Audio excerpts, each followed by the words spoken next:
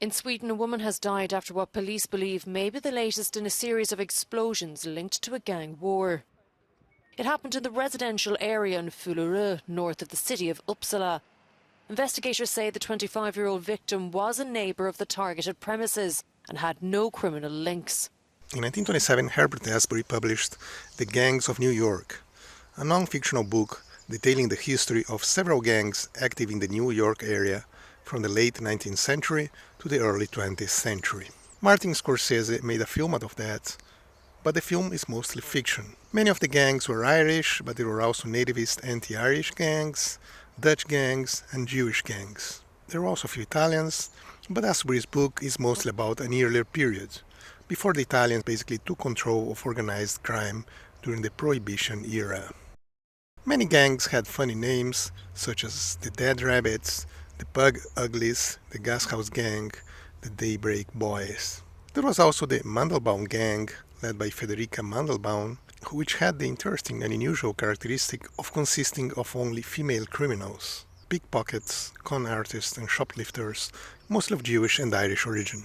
Well, I was thinking that perhaps it's time to write a new book called Gangs of Stockholm, so we can better understand what is going on there right now. This is an article from today from BBC News. Sweden gangs. PM summons army chief after surge in killings. Sweden's prime minister has summoned the head of the armed forces to help curb a surge in gang killings. It comes after a bloody 12 hours that saw 2 men shot dead in Stockholm and a 25-year-old woman killed in a blast at home in a town north of the capital.